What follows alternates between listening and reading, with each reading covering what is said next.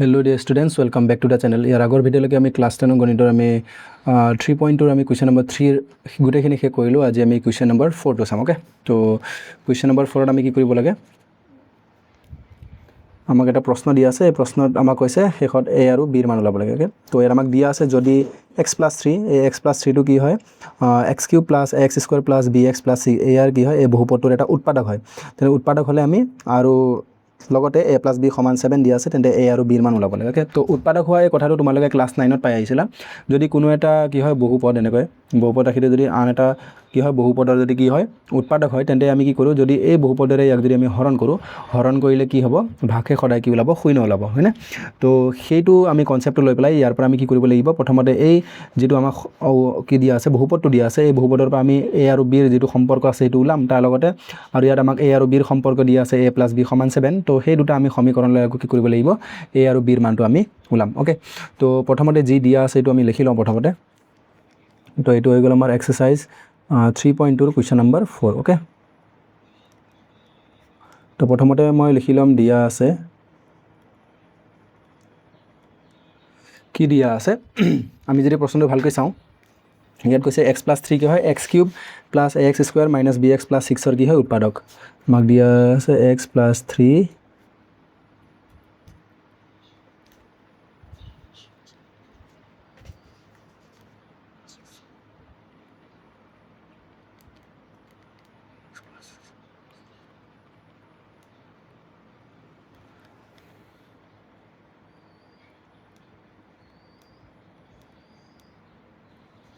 Okay, তো এইটো আমাক দিয়া আছে x + 3 টো কি হয় x² x³ + ax² - bx + 6 এটা কি হয় উৎপাদক। লগতে আমাক কি দিয়া আছে a + b = কিমান দিয়া আছে 7 দিয়া আছে। ওকে, তো আমি ওলাব লাগে a আৰু b ৰ মান কিমান হ'ব, a, b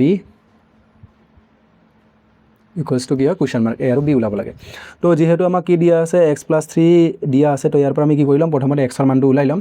তাৰপিছত আকৌ আমি বহুপদটো px বুলি ধৰি, তোমালোকে ক্লাছ 9 ত কৰিছিলা px ৰ অংকবোৰ নহয় জানো, তো px বুলি ধৰি তাত আমি কি কৰিম x ৰ মানটো পাতি দিম।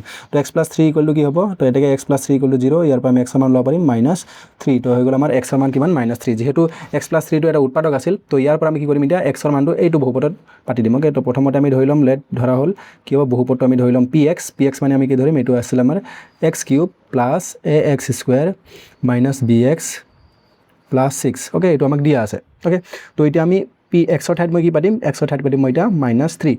যিহেতু এইটো উৎপাদক হয়, এতিয়া চোৱা কি হ'ব, এইটো হ'ব আমাৰ -3³ কাৰণ x ৰ ঠাইত কি কৰিলোঁ, য'ত x আছে মই তাত কি কৰিম এতিয়া -3 পাতি দিম। ওকে, কাৰণ যিটো আমাক বহুপদ দিয়া আছিলে তাৰ পৰা মই x ৰ মানটো ওলালোঁ, শূন্য কিমান পাইছোঁ 3 পাইছোঁ, -3 পাইছোঁ। ওকে, তো এতিয়া a মানে a থাকিব পূৰণ x² আছিল, তো -3 ৰ ওপৰত কি হ'ব স্কুৱেৰ। ওকে, আকৌ -bx, তো b পূৰণ x মানে কি হয় -3 আৰু +6। যেতিয়া মই এই x ৰ মানটো পাতি দিম বা শূন্যটো পাতিম, তেতিয়া কি হ'ব, এইটো = 0 হ'ব। কাৰণ px পাতিলে আমি কি পাওঁ, ভাগশেষ পাওঁ। তো ভাগশেষটো কি হ'ব, শূন্য হ'ব, কাৰণ উৎপাদক হ'লে কি হয় ভাগশেষ সদায় আমি শূন্য পাম। তো এতিয়া আমি এইটো সলভ কৰিম। তো এইটো যদি মই ভালকৈ চাওঁ, এইটো কি লিখিব পাৰিম, এইটো 3 × 3 = 9, 9 × 3 = 27। আকৌ প্লাছ মাইনাছো পূৰণ হ'ব, মাইনাছ মাইনাছ যদি জুৰীয়া সংখ্যকবাৰ আহে তেন্তে কি হ'ব, মাইনাছে থাকিব, প্লাছে মাইনাছে মাইনাছ, মাইনাছে মাইনাছে প্লাছ, আকৌ প্লাছে মাইনাছে মাইনাছ হ'ব। আকৌ এইটো যিহেতু স্কুৱেৰ আছে, স্কুৱেৰ থাকিলে মাইনাছে মাইনাছে প্লাছ হ'ব। লগতে এইটো স্কুৱেৰ থকাৰ কাৰণে 3 × 3 = 9 হ'ব, 9 লগত a পূৰণ হ'ব, এইটো হ'ব আমাৰ 9a। ওকে, তো এইটো হ'ব আকৌ মাইনাছ মাইনাছ দুটা মাইনাছ মাইনাছ পূৰণ হ'ব, মাইনাছে মাইনাছে প্লাছ, আৰু b আৰু 3 পূৰণ হ'লে আমাৰ কি হৈ যাব 3b। ওকে, আৰু লগতে শেষত আমাৰ কি আছে +6 = 0। তো ইয়াৰ পৰা এটা আমি কি বনাম, এইটোৰ পৰা আমি এটা a আৰু b ৰ এটা আমি সম্পৰ্ক ওলাম। তো ইয়াত আমি যদি ভালকৈ চাওঁ, তো এইটো আমাৰ আছে 9a আৰু 3b। তো 9a আৰু 3b টো মই কি কৰিম, একেলগে লিখিম, আৰু লগতে মই এইটো 27 আৰু 6 টো সোঁফালে লৈ যাম। যদি মই ইয়াতে প্লাছ মাইনাছ কৰি চাওঁ, তেন্তে 27 টো মাইনাছত আছে আৰু 6 টো আছে প্লাছত। তো এটা প্লাছ আৰু এটা মাইনাছ থাকিলে সদায় আমি বিয়োগ কৰিব লাগে। তো 27 ৰ পৰা 6 গ'লে আমাৰ থাকিব কিমান, 27 ৰ পৰা 6 বিয়োগ কৰিলে আমাৰ 21 থাকিব, কিন্তু মাইনাছতো ডাঙৰ আছিল, সেইকাৰণে আমাৰ লেফ্ট ছাইডে থাকিব -21। ওকে, আৰু যদি মই এইটো সোঁফালে লৈ যাওঁ কি হৈ যাব +21। তো মই একেবাৰে কৰিব পাৰিলোঁ হয়, কিন্তু মই কি কৰিলোঁ, এতিয়া ভালকৈ বুজি পাবৰ কাৰণে মই লেফ্ট ছাইডে লিখি দিলোঁ। ওকে, তো মই একেবাৰে ৰাইট ছাইডেও লিখিব পাৰোঁ। তো এইটো হৈ যাব আমাৰ 9a + 3b - 21, মই সোঁফালে গ'লে +21 হ'ব। ওকে, আৰু এইটো যদি আমাক দিয়া আছিল, এইটো মই আগতে 1 নম্বৰ সমীকৰণ বুলি ধৰি ল'ব লাগিছিল। ৰ'বা, এইটো যিটো আমাক দিয়া আছিল প্ৰথমতে, এইটো আমি 1 নম্বৰ সমীকৰণ বুলি ধৰি লওঁ। ওকে, পিছত কামত আহিব। এতিয়া মানে এতিয়া যদি মই চাওঁ এই সমীকৰণটো মই এনেকৈ সলভ কৰিলেও এনসাৰটো ওলাব কিন্তু যদি মই চাওঁ এইটো পদ আৰু এইটো পদ তিনিটা পদকো কি হয় 3ৰে হৰণ গৈ আছে তো মই 3ৰে হৰণ কৰিলে কি হ'ব এইটো বহুপদটো অলপমান কি হৈ যাব সমীকৰণটো আমাৰ সৰু হৈ যাব ওকে তো সেইকাৰণে আমি কি কৰিম ইয়াক 3ৰে হৰণ কৰি দিম যদি মই 3ৰে হৰণ কৰোঁ তে 3ৰে হৰণ কৰিলে এইটো থাকি যাব 3 3 গুণ 9 এক যদি মই 3ৰে কাটি দিওঁ হৰণ কৰা মানে কাটি দিয়া তো 3ৰে কাটিলে 3 থাকি যাব এক 3ৰে কাটিলে অনলি b থাকি যাব আৰু এক 3ৰে কাটিলে 7 3 গুণ 21 তো অনলি কি থাকি যাব 3 থাকি যাব তো এনেকৈ আমি সমীকৰণক একে সংখ্যাৰে হৰণো কৰিব পাৰোঁ বা একে সংখ্যাৰে পূৰণো কৰিব পাৰোঁ তো বাওঁফালে আৰু সোঁফালে আমি কি কৰিছোঁ দুইফালে কিহেৰে হৰণ কৰিছোঁ 3ৰে হৰণ কৰি তো ইয়াত আমি লিখি দিব লাগিব কি কৰিলোঁ দুয়োফালে আমি কি কৰিলোঁ সমীকৰণ দুইফালে 3ৰে কি কৰিলোঁ হৰণ কৰি ওকে কেতিয়াবা আমি পূৰণো কৰোঁ তো কেতিয়াবা আমি পূৰণ কৰিলে কি লিখিব লাগিব দুইফালে 3ৰে পূৰণ কৰি যদি 3ৰে কৰোঁ 3 5 কৰিলে 5 তো এইটো এটা আমি সমীকৰণ পাই গ'লোঁ তো এইটো আমি কি বুলি ধৰি লওঁ 3a + b = 7 তো তাত ঠাই নামৰ সেইকাৰণে আৰু এবাৰ লিখিছোঁ তো এইটো মই লৈ ল'লোঁ সমীকৰণ নম্বৰ 2 ওকে তো এতিয়া আমি 1 আৰু 2 নম্বৰ সমীকৰণটো কি কৰিম অপনয়ন পদ্ধতিৰে মই সলভ কৰিম ওকে তো এতিয়া অপনয়ন পদ্ধতি কি কৰিব লাগিব 1ৰ পৰা আমি 2টো মাইনাছ কৰিম তো 1 নম্বৰ সমীকৰণক আমি পূৰণ কৰিব লাগিব যিহেতু আমাৰ ইয়াত যদি চাওঁ ইয়াত আমাৰ কি যদি চাওঁ ইয়াত ভালকৈ যদি চাওঁ ইয়াত আমাৰ কি হয় a + b হৈ আছে তো ইয়াত b এটা আছে ইয়াতো যদি আমি চাওঁ 3a + b ইয়াত a টো মিলা নাই তাত এটা a আছিল ইয়াত আমাৰ আছে 3টা a তো a সংখ্যা মিলা নাই কিন্তু b টো মিলি আছে তো ইকো পূৰণ নকৰাকৈ মই এইটো সলভ কৰিব পাৰিম কাৰণ b টো মিলি আছে তাতো +b আছে ইয়াতো +b আছে তো যিকোনো এটা মিলিলে হ'ল হয়তো a মিলিব লাগে বা b মিলিব লাগে অপনয়ন পদ্ধতিত ওকে বা x y থাকিলে মানে x মিলিব লাগে বা y মিলিব লাগে হয়নে তো এইটো আমি কি লিখিব পাৰোঁ 1 নম্বৰটো আমি সিধা পূৰণ নকৰি পেলাই লিখিলে হ'ব তো আমাৰ 1 নম্বৰ সমীকৰণটো কি আছিল a + b = কি আছে আমাৰ ওপৰত যদি আমি চাওঁ 7 আছে ওকে আৰু যদি আমি এতিয়া 2 নম্বৰ সমীকৰণটো লিখোঁ 2 নম্বৰ সমীকৰণটো আমাৰ আছে 3a + b সমান কিমান আছে 7 আছে ওকে তো এইটো হৈ যাব আমাৰ -7 এইটো যাব +b টো -b আৰু এইটো হৈ যাব আমাৰ এইটো -a ওকে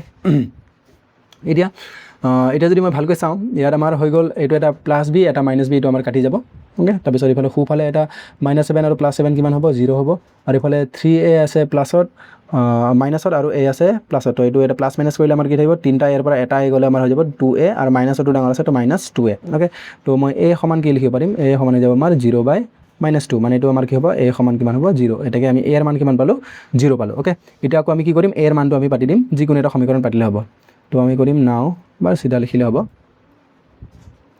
এতিয়া a এৰ মান ক'ত পাতি দিম আমি 2ত পাতি দিম ওকে 2ত পাতি পাওঁ যদি মই a এৰ মান 2ত পাতোঁ এতিয়া 2 নম্বৰ সমীকৰণটো লিখি ল'ম এইটো আছিল আমাৰ 2 নম্বৰ সমীকৰণ কি আছিল 3a + b = 7